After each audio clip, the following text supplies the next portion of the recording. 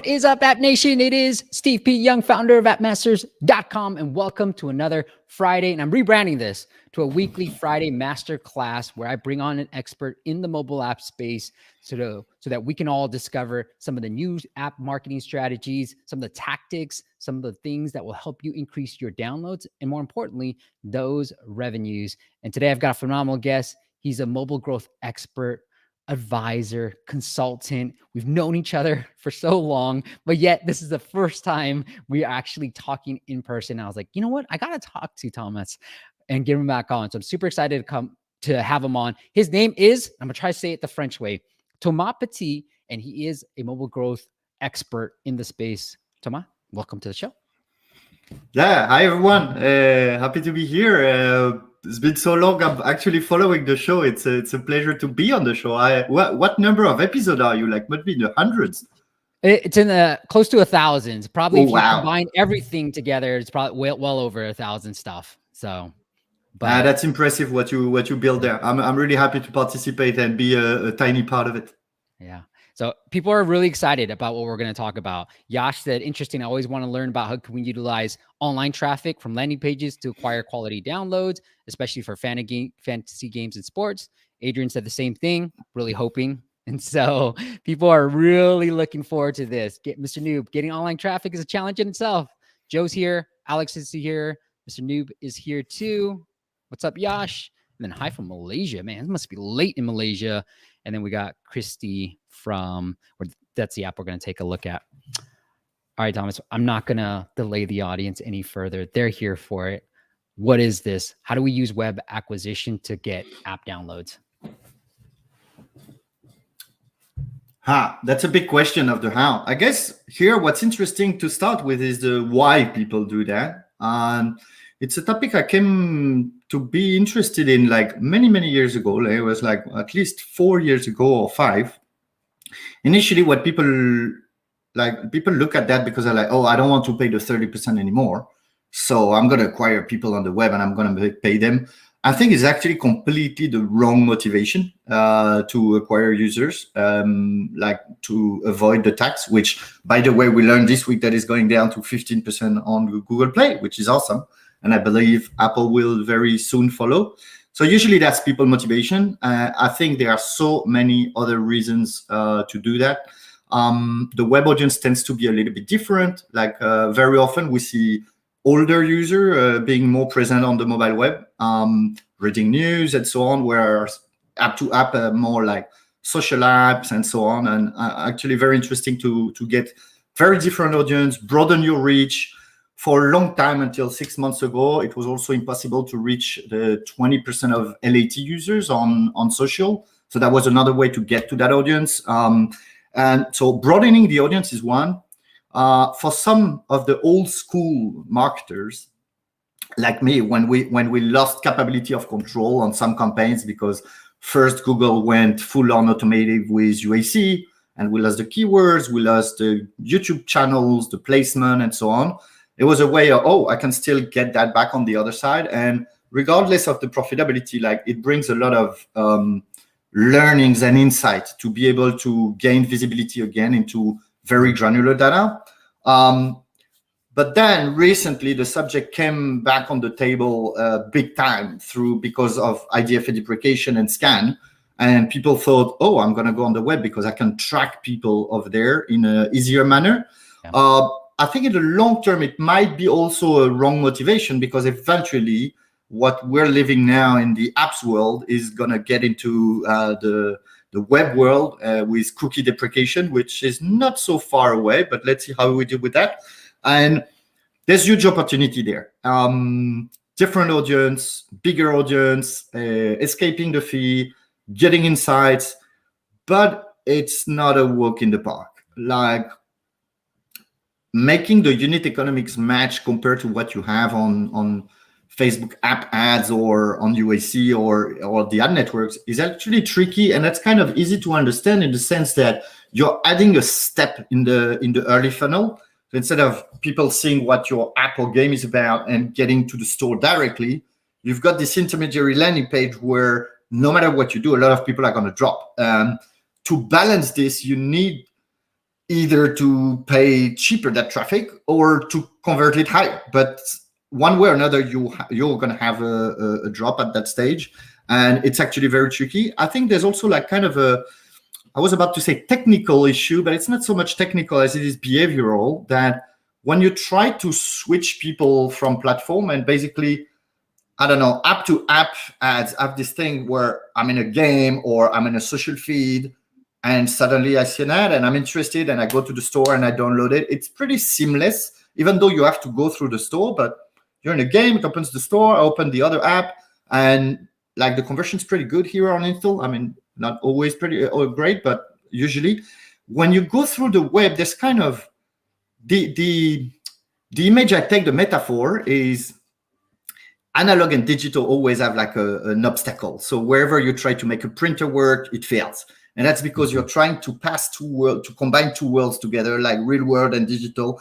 And here, there's a bit of the same effect that people who browse on the web, they tend to not really want to go to the app stores, and vice versa. When you send people to a mobile web from an app, they're like, oh, what's this experience? It's very different. I don't like it. It's not native. The flow is, that's why native apps are a bit better than what you can build with a web view, for example. But basically on this landing page, when you go to the store, it's very often that you're going to see like another drop off, not only because you added a step, but because you have to convert mobile web views into an install. And it's by far not easy at all. And if you take it the easy way of, or maybe I stop and you want to intervene on something I said already. No, yeah, there's a couple of things I want to mention, right?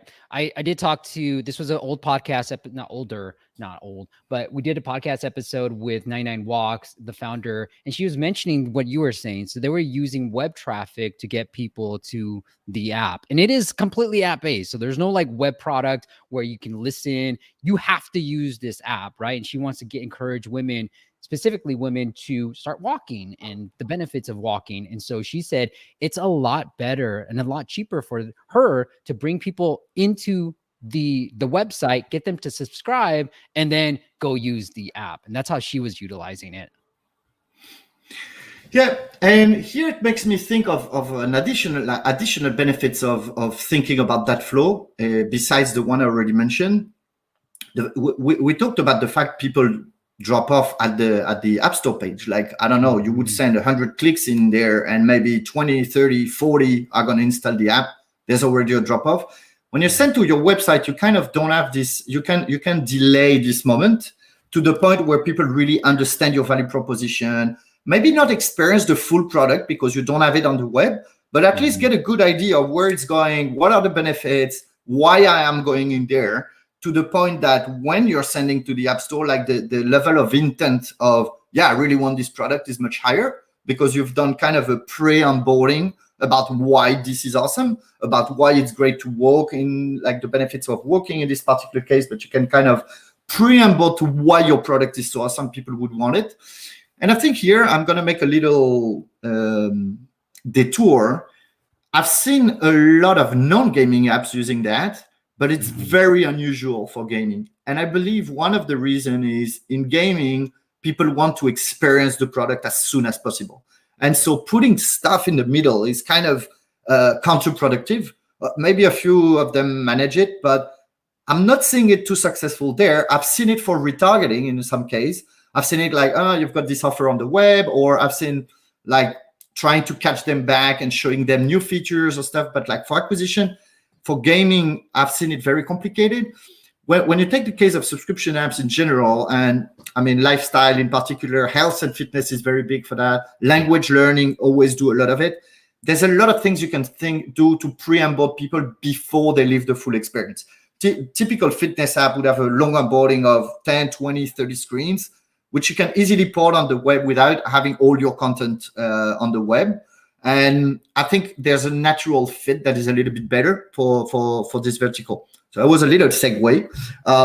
Coming back to say the one of the benefits to bring this pre-onboarding to the web is actually a bit more flexible when you want to A/B test stuff. Like you don't need a release, you can change on the go. A/B testing is a little bit more, let's say, easier to do than in a native app, which is not to say it's all a walk in the park. But what I've seen, and here you show it pretty decently, I think, but is if you're just building a simple landing page, say, oh, our app is awesome, it does this, and then soon to the App Store, if the landing page is very simple like this, it usually doesn't work really well because you've got all the drawbacks of the added step in the funnel without having the benefits of I can pre-onboard people, show them the value, show them the USP. And usually what I'm seeing is either an horizontal development or vertical.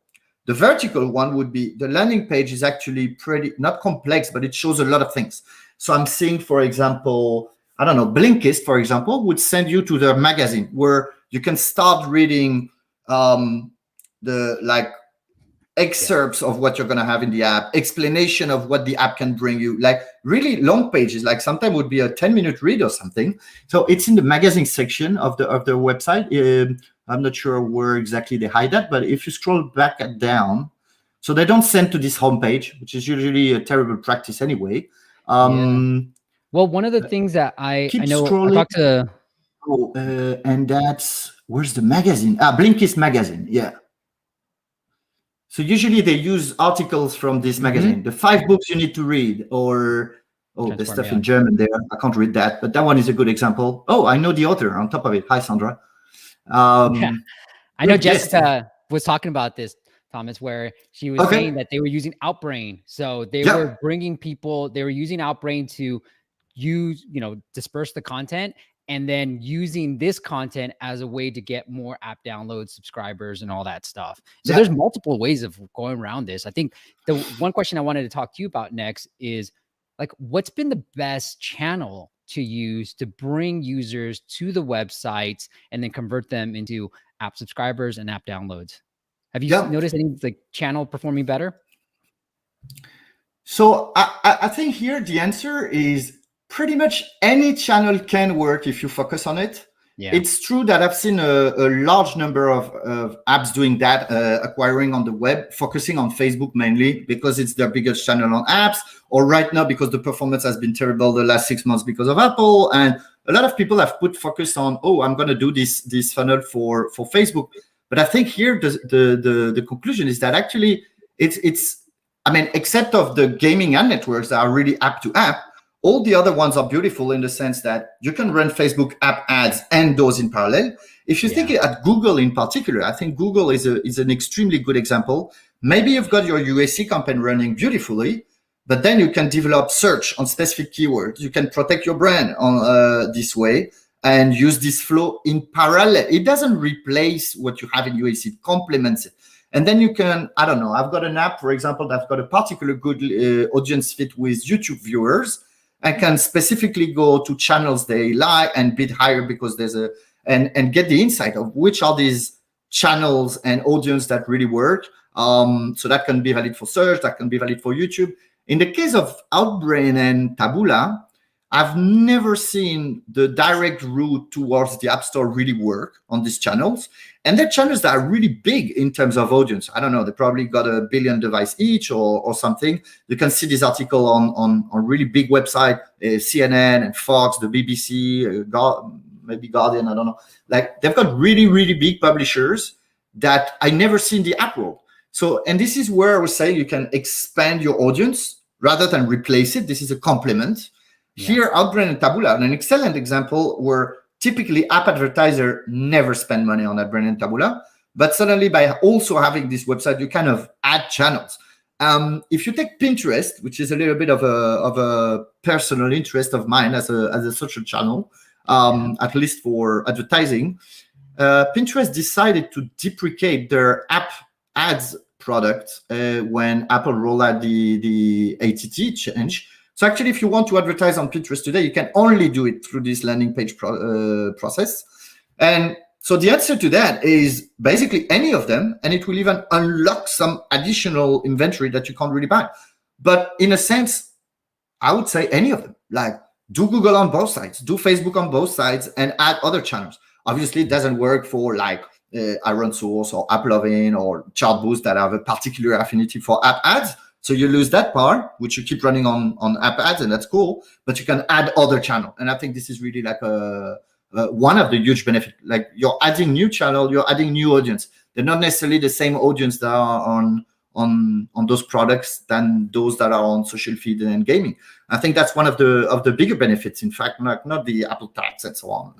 Yeah, makes perfect sense. And Sylvain, Sylvain, he was talking about Blinkist, and they're using some traffic, some paid content. Check out the Facebook ads library, see landing page. So like for this example, we can see Oprah has recommended hundreds of books over the years, and we can see these 8 books on Oprah's reading list will change your world. And so this is the ad that they're using, and then here's the landing page that they're sending them to. If I'm correct, Blinkist uses both the app product and the web product of Facebook, and that's awesome. And you can see in the library, maybe the ads are a little bit different. Maybe, exactly. And so for me here, it's totally not this or this. It's totally this and this, which is the beauty of it.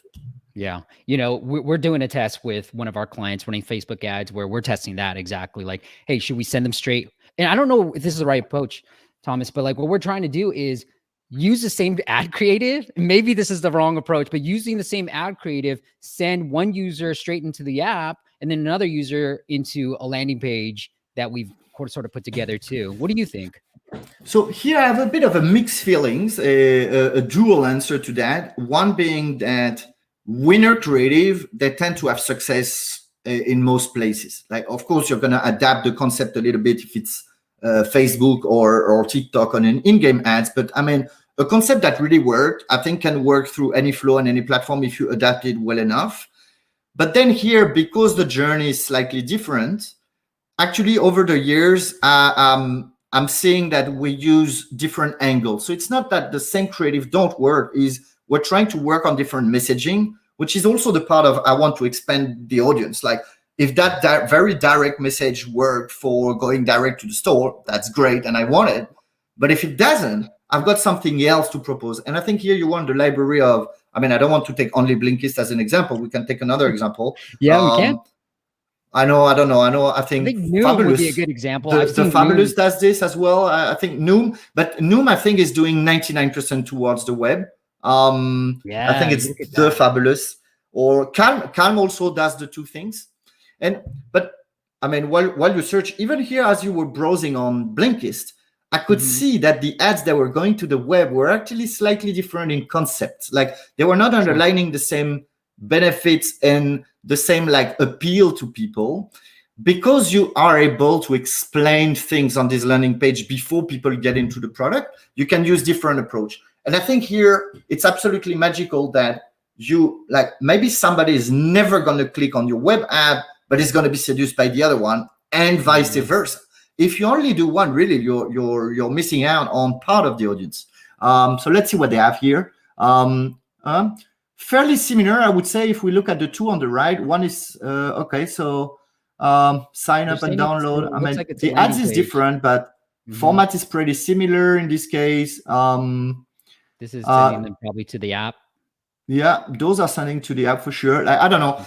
Maybe in the case of Blinkist, it was a bit more obvious because they had this like, discover these books first, and then you will want to get the app to summarize these books. Maybe it was a bit more obvious. But the library you need to explore not only for a while, but also over time. The Facebook ads library is very interesting to get there every 2 weeks, every month to see what are they testing, where are they sending to, but also, I'm seeing a lot of variant of that ad. It's probably a winner. So what do we have here? We've got Blinkist again. Blinkist. Sorry. Yeah. When I hit backwards. No, that's cool. Here I'm not totally seeing my point on the Calm example, but maybe we'll have to scroll a little bit. This is looks like this is going to the app stores, whereas this is sending them to the website. This kind of makes sense because they're trying to get a business audience, but they are using different creatives, whereas I'm just using the same creative. But typically the message and the creative that goes to the website usually have a bit more things to read, like a bit more text, whether the other ones are a bit more graphic and showing directly what it is. And you have the liberty to explain a little bit more things on the website. And what I'm seeing very often is actually not what we're seeing right here, where you get to a landing page and straight up you unlock your trial, but more of a progressive onboarding. I don't know, try to get to thefabulous.co, for example. Okay, let's try it. And then this is in line with what Josh is great app, Habits app. I've known the founder for a while. I love the app. I don't work for them. It's not even a client. Fabulous. I think there's a which one is it? I think it was The Fabulous. Or we can go to the website straight and catch the name there, because anyway, what I wanted to show is usually people don't go straight into, hey, you're here, sign up. You know, like where's this app? How is it called? I was pretty sure it was The Fabulous. Put thefabulous.co and maybe we'll see how they name themselves on the website. Sorry. Fabulously? No. I'm not super prepared here.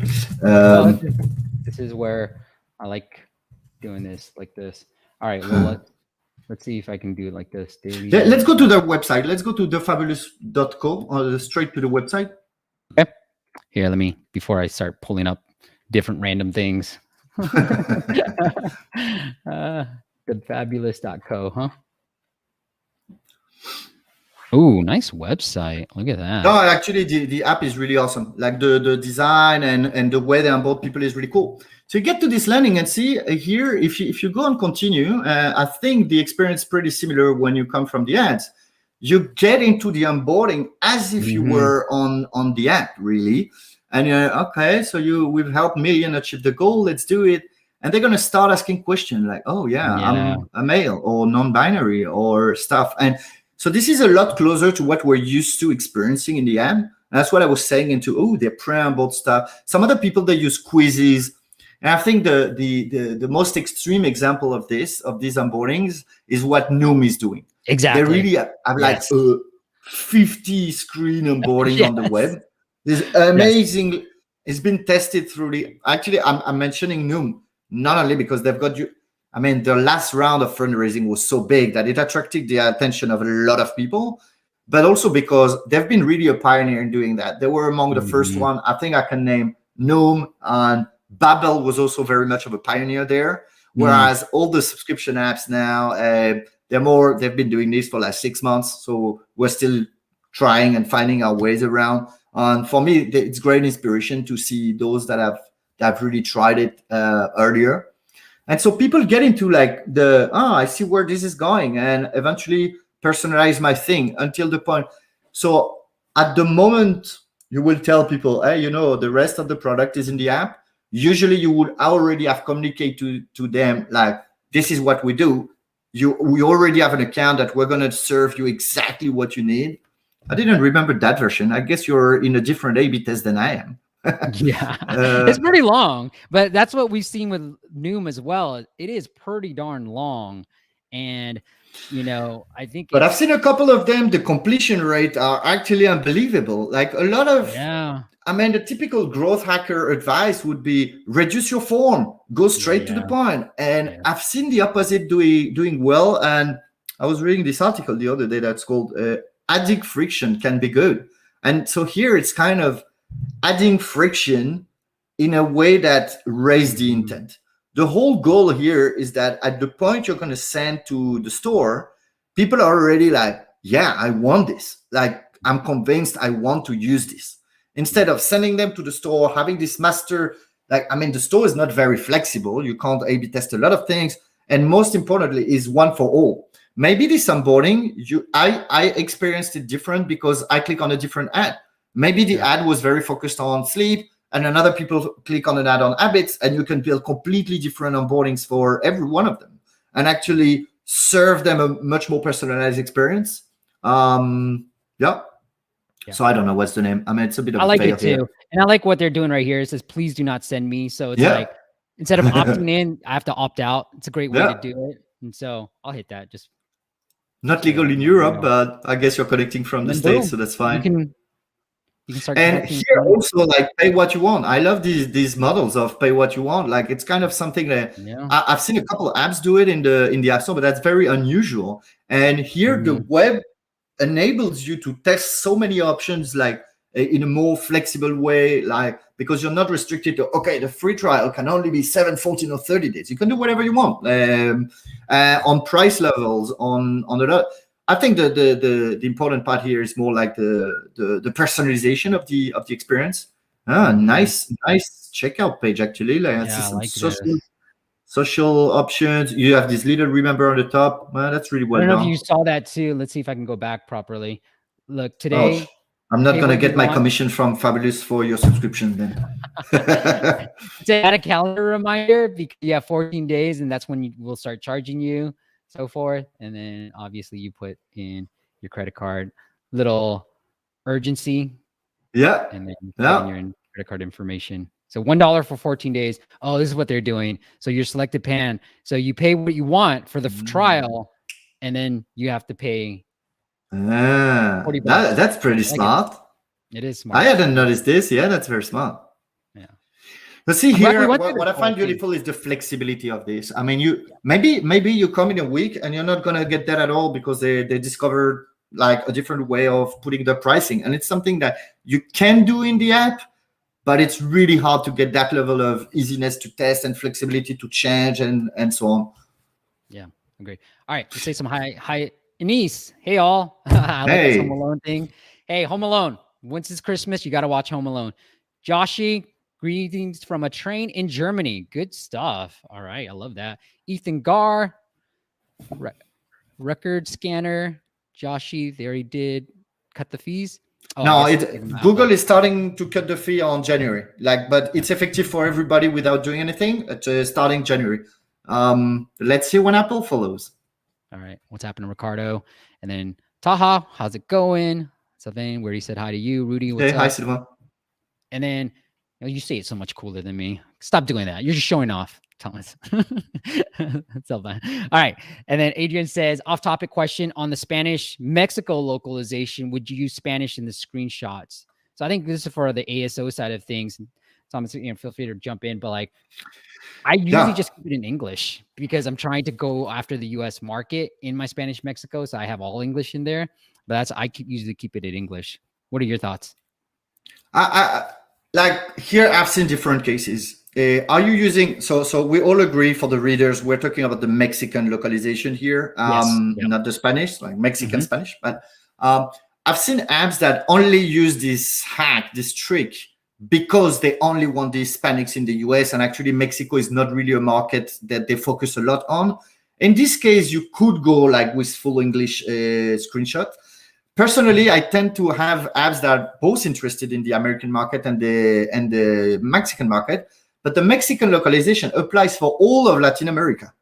So actually, by putting the screenshot in English, I don't know exactly what kind of uplift you're going to see on the Hispanics community, but you might see a huge downlift in all of the rest of Latin America. So that's something you probably want to be careful about. And in my case, usually in the screenshot, I'm very much in Spanish because I don't want to lose Latin America.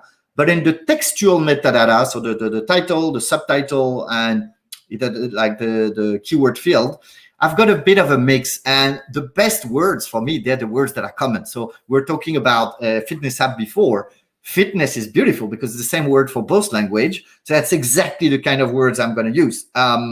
Because here, I know they're going to kind of understand it, but then it's going to rank for the US without hurting the conversion in Latin America. And so for the screenshots, personally, I would be a little bit concerned about putting English in the screenshot because of losing the rest. Now, something that an interesting consideration here is, at the moment, I don't think Apple is scanning the screenshots to understand the metadata, but I had people suggesting to me, and I don't have the proof, that Google has the capability to understand really precisely what your screenshots are about. So also the language you put within the screenshot might have an effect elsewhere. Test it by yourself. I'm not saying it does have a huge effect, and Apple is certainly not scanning as far as I know. So summarize here. I have a mix of language in my textual metadata, but I keep Spanish in the screenshot because I don't want to hurt my conversion for Argentina, Colombia, and Chile, Peru. And I mean, that's at least 15 countries. It's a big audience. And a lot of the apps I work with actually have a big interest in working in Latin America. So you want to be careful here. do the, I don't know how many Hispanics there are in the States, maybe 50 million. I know it's huge. Yeah, does it compensate the 200 millions you have in Latin America? That's for you to see. But absolute focus in the US, yeah, go for it, sure.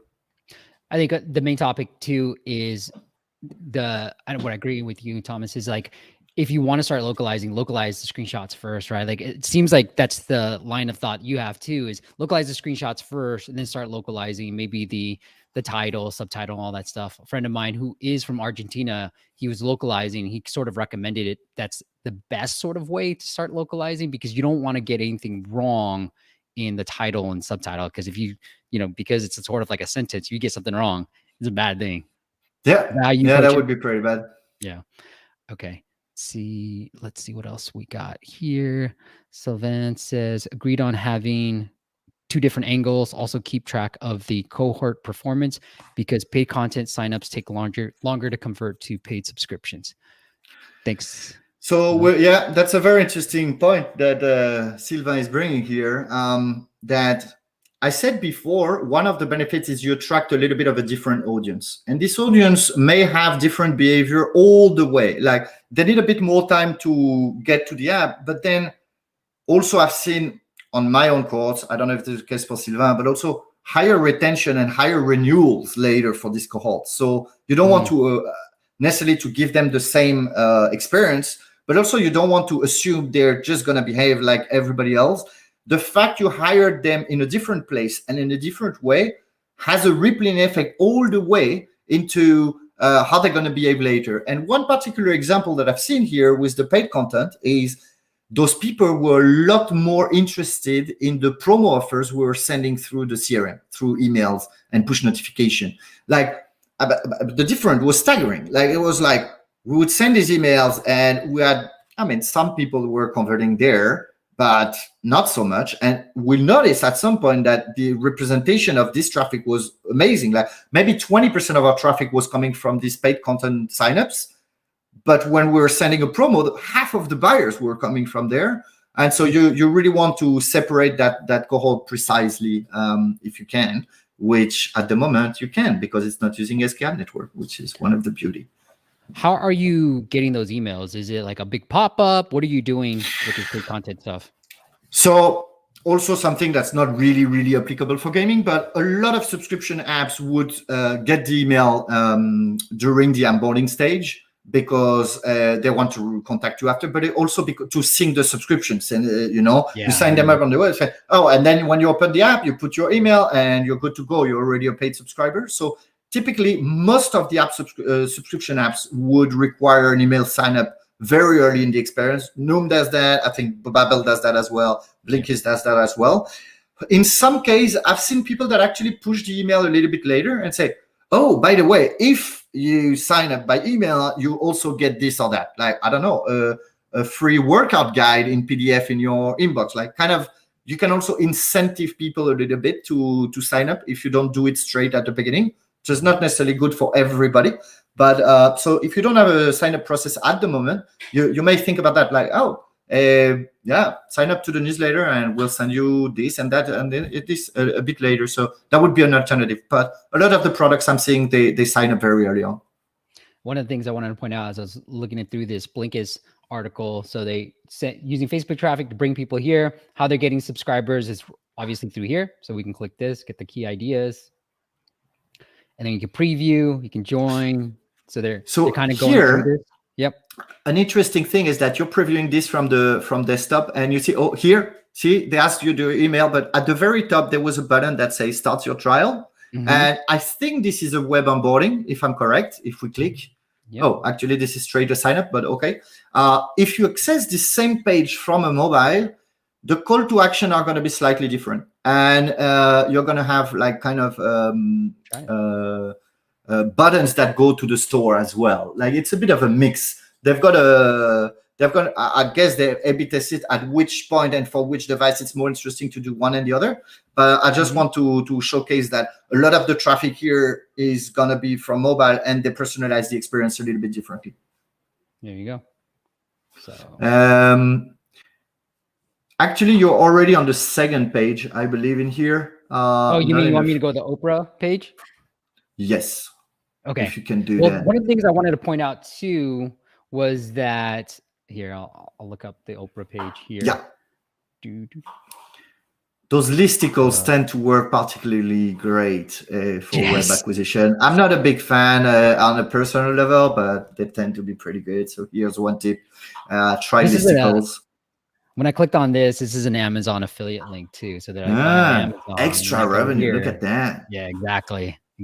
I like that. So it makes up, if you're not getting them to pay, you're like, hey, well, we're not just sending free traffic. We're going to try to get some money there too. All right, let me look at. So here's what happens on the mobile. If I'm looking at these 8 books on Oprah. See, so first you've got the smart banner on top of it. Yeah. All right, let's scroll a bit and see what we have there. So see, a lot of content before they push you to the conversion, see? And if you click here on get this ID, I believe it will go to the App Store. And when we clicked it on desktop, it signed you up. When you clicked it on mobile, it goes to the store, see? Clever people there.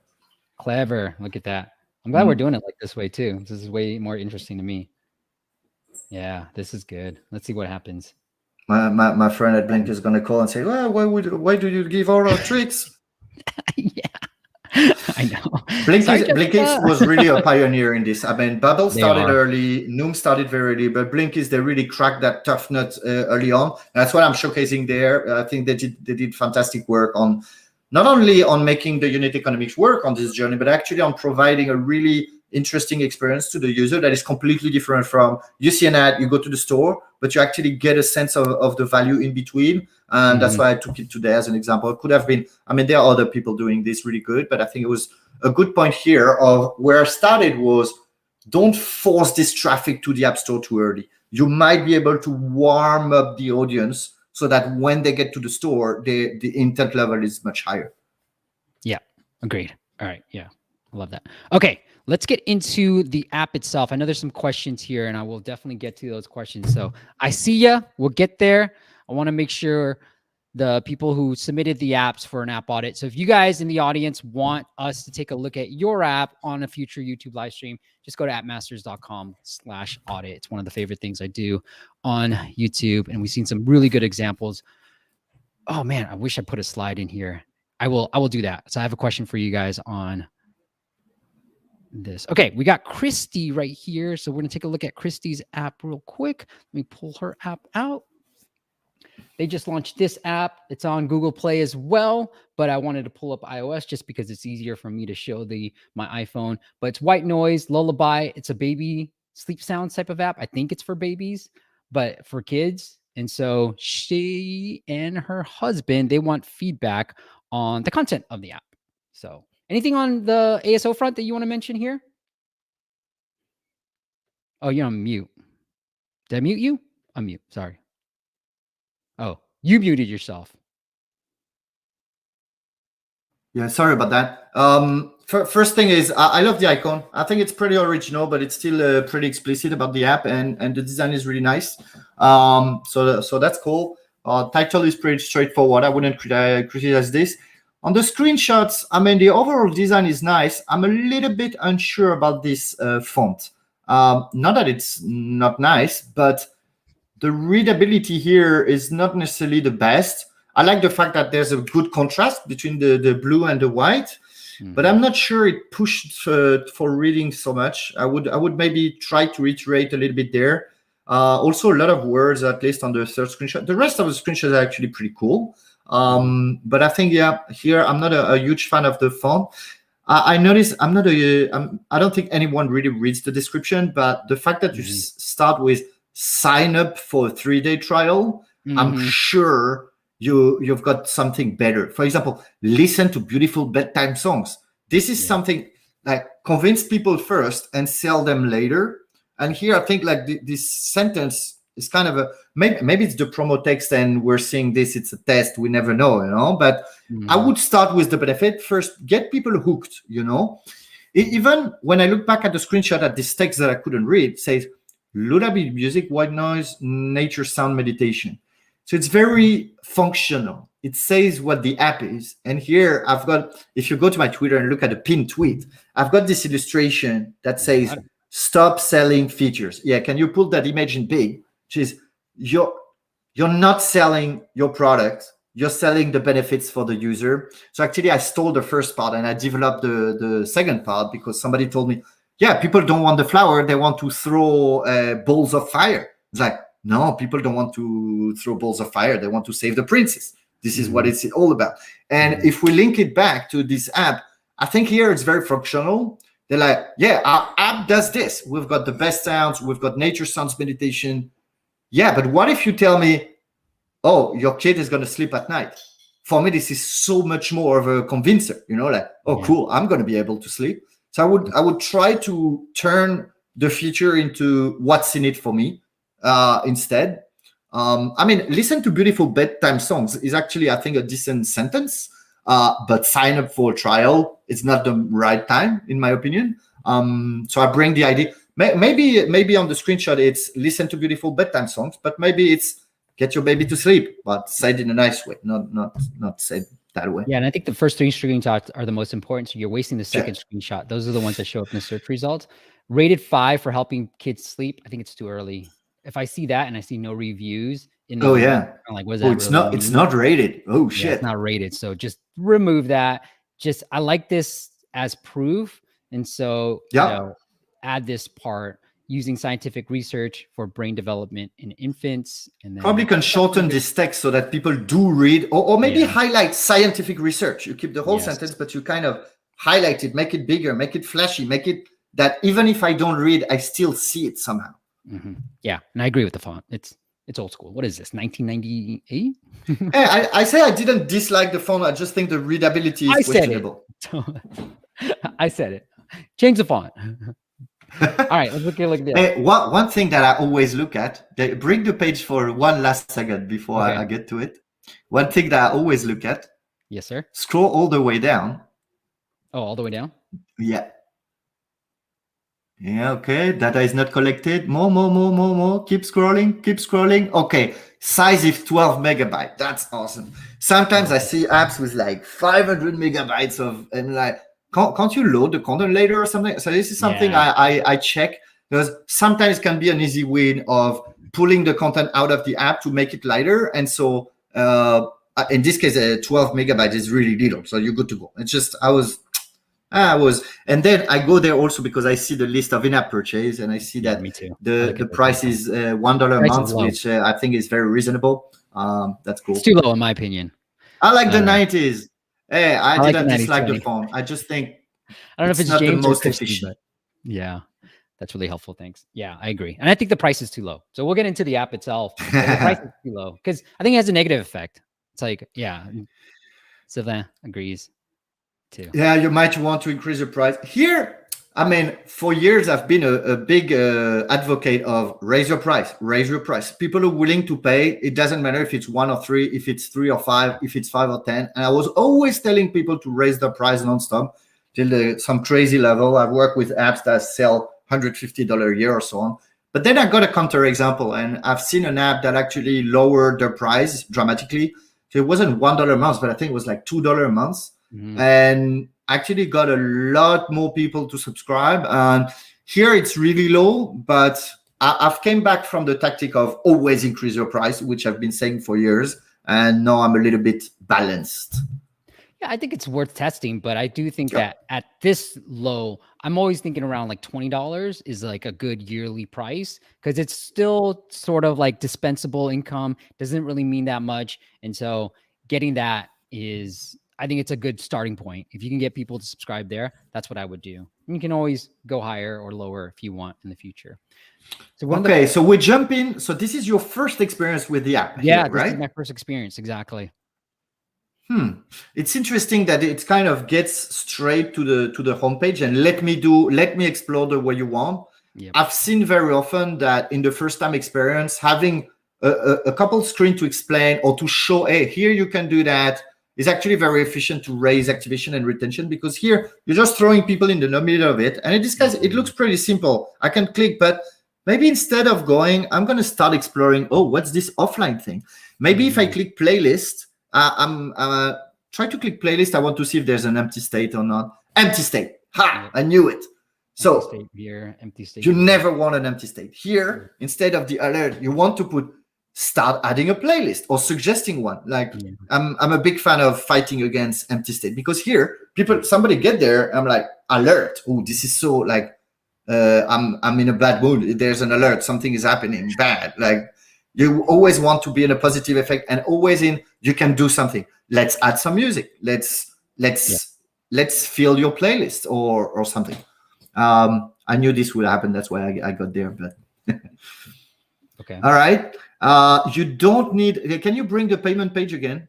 You don't need to put the terms and condition anymore. Like for a while, Apple forced us to have this huge block of text, but actually you can just wipe it out and have just the links. So I would like this is a bit frightening in my opinion. Like I'm like, yeah, this is a lot. Holy shit! You don't need all this either.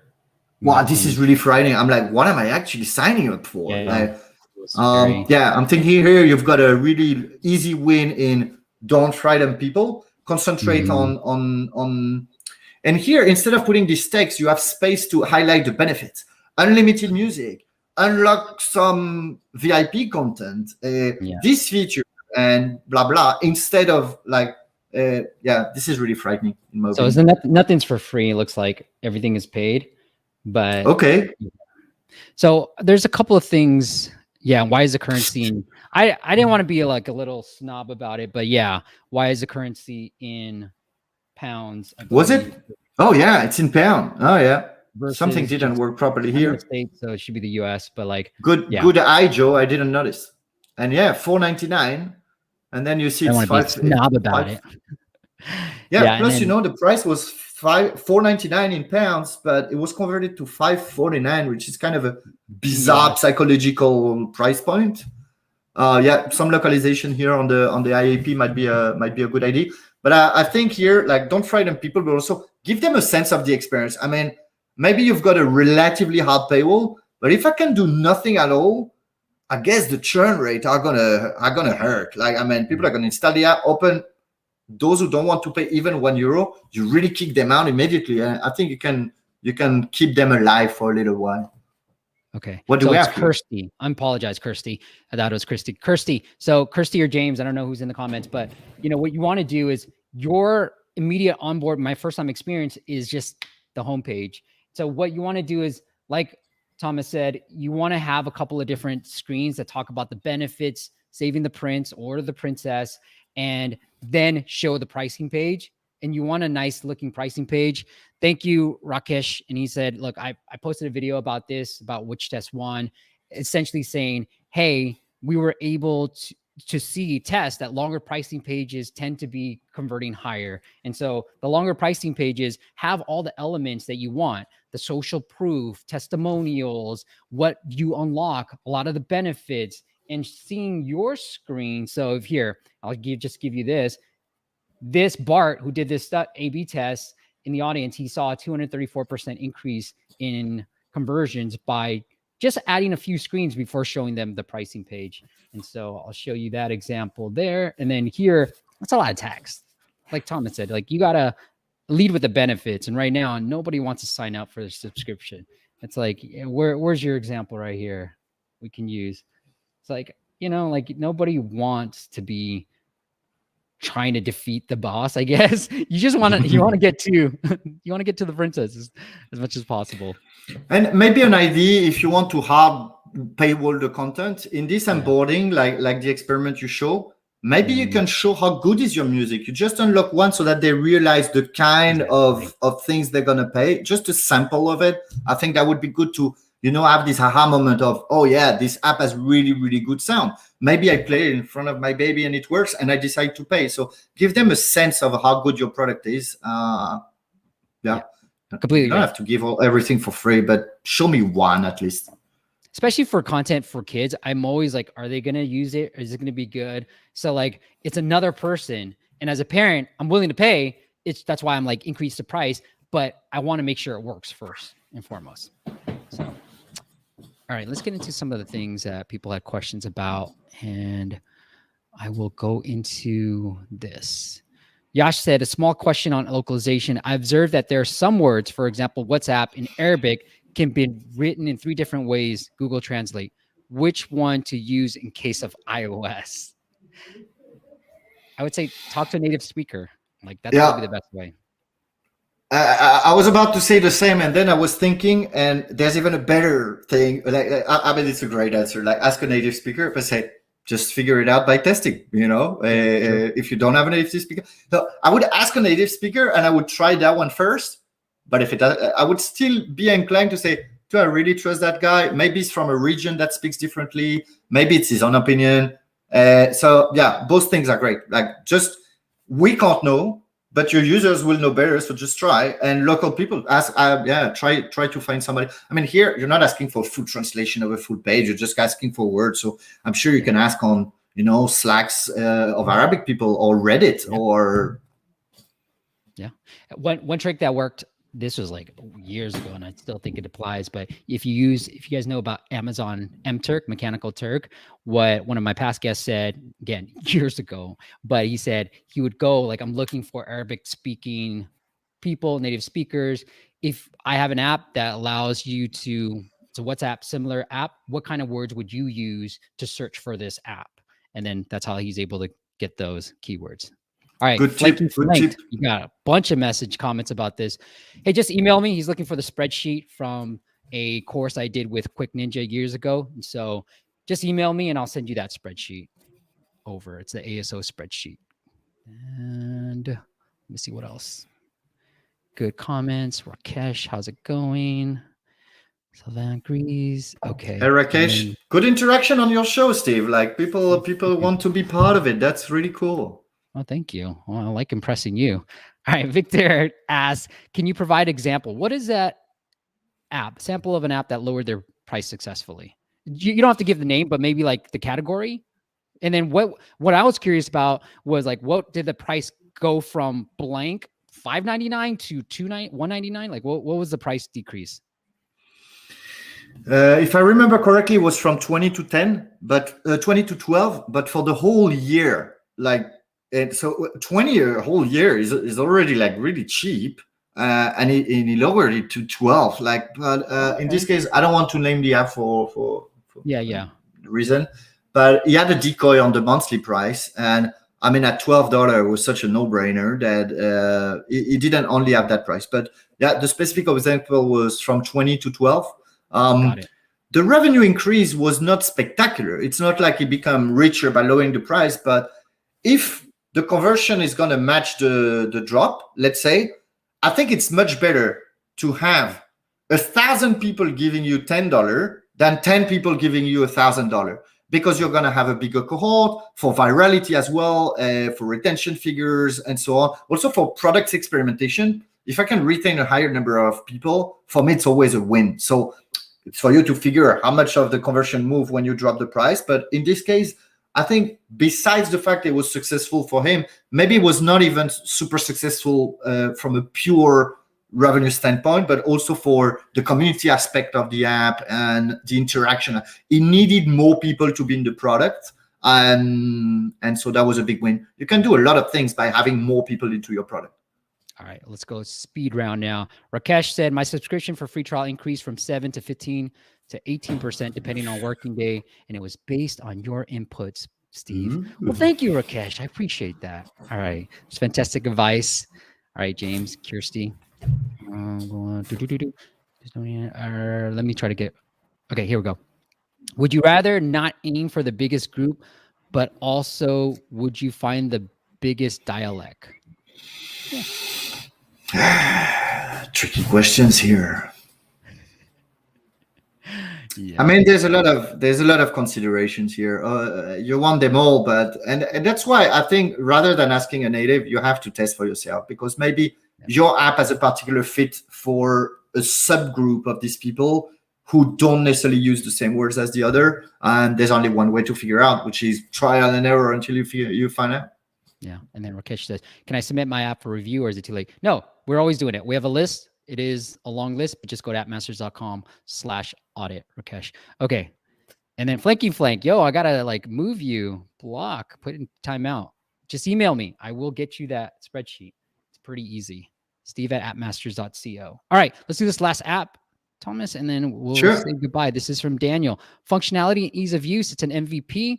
So I think this is an app that I picked out because I do think it's perfect for web acquisitions. It's an app that allows you to see who wants to host local sporting events. And so this is definitely an app that you want to start off geo-targeted in a specific region. It looks like he's got San Francisco addresses, so he might be from San Francisco, but you really want to potentially use web traffic to bring people into a website, or just make sure that you're very specific on your marketing in a different, the way I would market this, I would market it in a specific geo. And that's just what I would do. Just look at all the geos, maybe the people who are club owners or tournament organizers, but just specifically on a particular geo. The beauty in a way on the web, as I say, is about flexibility and personalization. Let's say here, you've got a crowd that is super interested in organizing football games, and another crowd about basketball games, and another crowd about whatever, baseball games. And then suddenly in the store, you can't show up everything. And then I want basketball and you're showing me football. That's not ideal. But on this landing page, you can say, oh, this traffic is coming from this Reddit thing or that Facebook ad. And I'm going to personalize it in a way like you will find the best football games, which means when I come to the store, even if it's a basketball, I already know there's football stuff in here. So I'm kind of prepared. And here, this bottleneck doesn't allow you to be that specific. Although Apple is releasing a product that's going to be that's going to make us able to do that pretty soon. So let's see. Yeah, I agree. Let's get back on the audit, but I think that was an interesting you want to be point. Specific with. I agree with you. The sport and the location. The more specific you can be, the better. All right. And then I don't know download that app. And yeah, you don't want to do that. Like, you're asking me something. So basically, you're like, I need to do you a favor.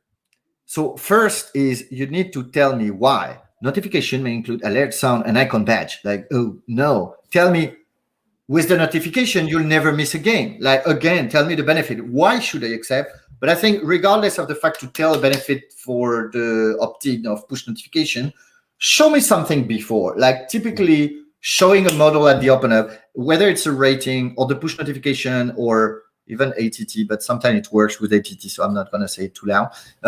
Show me something first. Give me a little something if you're going to ask, Show me, hey, you're about to find pals to go play tennis. And suddenly I'm excited. So you pull me the notification and you're like, oh, with the notification, you're never going to miss a match. And I'm like, yeah, sure, bring it on. Here. Thomas, I'm going to interrupt just because of time. But actually, I agree with showing a page like an onboarding sequence, lead with the benefits first. But I'm going to disagree with you on the other thing because we did an A/B test about this and somebody in the audience did it. And he essentially did what we thought, because I thought the same thing as you until he showed me this example. But he did this, right? Where you're saying this B versus A, and spoiler alert, A saw a 4.x increase in engagement. And so it is, look, you don't want to do it as the first very open like you are doing, but you definitely want to show the default prompt versus doing it twice. So I thought the same thing as you until he showed me this and I was like, the pre-prompt don't always work, but in this case, the fact you're showing it first, I literally have zero context about what's going to happen. Exactly. So I'm going to hit don't allow. But it's good that you promote. Okay, so first thing I open, friction. Okay, I discard the friction. Second thing I'm getting is I need to sign up. Again, tell me why I need to sign up so that your game will be recorded, or give me a little something positive, like a psych up before you ask me for an effort. Like, here I'm like going through 2 pains in a row. You can ask people to sign up. That's totally fine, but give them a little thing before. It looks like it said sign in with social network. Look, I'm trying to go in Facebook or my Apple. Sure. Let's do this. It's not working. Okay. I don't even want to go through that. And the crate now is actually very hidden in there. Yeah, I know. So, all right, let's try this. Most people would be new to the app, I suppose. Correct? I mean, yeah. So maybe, and create an account is not super exciting. You can say like join or, because here it's going to be like a lot of games or join the gang. Not the gang, but you see what I mean. Like bring the create option a bit more obvious, I believe. And I'm having trouble with my Facebook too. So Oh, you're going to have to manually sign up. Look at that. I don't want to. But the I think there's a manual lot to sign up fix is really here. big. There's a lot to fix here. Here's what I'm expecting, Thomas. A very empty space. You know what I mean? So I already know what I'm going to get to. It's just me signing up. It's probably going to get to an empty state. Let's go through some questions while I do this, finish the sign up. Yeah. All right. Victor says, so on the topic of pricing, are you suggesting that you start off high to show value, drop lower for engagement, product valuation, A/B test, then find a value that works based on the result? You start off high or you want to start off a little bit lower? Personally, I'd start high, because I want to see if people convert at a high price, because then that's going to be the good one. And then later, and also, I mean, when I started testing prices, for me, it was very much, oh, I test high and then I test low, and then, oh, that one is better, and I roll it out. And I discovered that you can improve by doing it in sequence. And typically on the first one, I say, hey, do you want to pay a lot? No. Okay, do you want to pay less? And actually start having, like, not immediately, of course, but like instead of showing 3 times the same paywall, you grab the higher converter first, you make it easy to skip, but suddenly later you've got something else. Oh, you didn't want the yearly plan, but maybe you want a free trial, or maybe you want the monthly plan, and you can think sequentially instead. But definitely to this question, I'd say I'd rather start testing by the higher one, and if it fails, go down from there than the other way around. All right, looks like this sign up wasn't working either. Okay, so we're in trouble. This sign up page, you want to delay some of it. I mean, you don't need my phone, my edge, everything right now. You can just sign up in a very smooth way and push back, complete your thing to get whatever, a reward or something. I'm getting avatar did not load anyways. All right, yeah, this is a bit disappointing. Yeah. Hey, Steve, filled up the form about 40 days ago. Any idea? I don't know when we're going to get to it. I think there's a long delay. So Rohit, we'll email you. That's a good thing. We'll email you when it goes there. And then I think... Yeah, my token was not accepted either. I think the system prompts make it feel official and provide consistent clarity on the request similar to the rules. Okay. Yeah, I agree with the thing. All right, guys, I think that is it. Thomas, wow. Thank you so much. This was a lot of fun, man. Like, we went into 30 minutes. I was looking at the time. I was like, wow, we're done with 30 minutes. And we covered so much great content. Guys, look, Thomas is a great follow. You can find him on LinkedIn. That is linked up into the YouTube description. So connect with him there. You can follow him on Twitter. Tons of followers, 11,000 plus. Shares a lot of great content there as well. And then what I would do, and this is definitely linked up in the description, is go sign up for his Substack as well. And if you're interested in working with them, any of those 3 places works. So contact him. Yeah. As you can see, he knows his stuff. All right, Thomas. Anything else that you want to cover? Anywhere else you want to send the users if they want to connect with you personally? Nah, it's cool. I mean, I'm a very easy person to find online, whether it's those you mentioned or a couple of open Slack, and I'm a very open person. So feel free to contact. No, I want to thank everyone for the questions so that we kept this really live and interactive. And I want to thank you for inviting and hosting and making all the effort of showing these examples and putting all of this live. You're very good with this multitasking tab thingy. Thank you. Thank you, my friend. All right, guys. Next week, let me pull that up and tell you what we're going on. What we're going to do differently, if you guys have been following the show for some time, is I'm going to stop doing one-on-one podcast episodes and then just do this, because I have so much more fun doing this and I couldn't do both anymore. So we're going to stop doing the one-on-ones for now and then just do these YouTube live streams that go on to the podcast. So if you can't make the live stream and you don't want to watch the video, definitely watch the video. We covered a lot of great stuff on here. So if you're just watching this audio, check out the video, but that's what we're going to do moving forward. All right, Thomas, thank you so much. Next week, we're going to have our good friend Haim from V7 Dev back on to talk about some of the app development things. How do you really validate an idea? Some of the things that you want to avoid when it comes to development, and how do you hire the right person? So we're going to talk all about that next week, same time, 9 a.m. Pacific, and we're going to take a look at your apps as well. All right, I'm going to try it one more time. Thomas Petit, thank you so much for coming on and doing this, brother. Nice. Thank you very much, Steve. Thank you guys for being here, and I'll see you next week. Have a good weekend. Bye.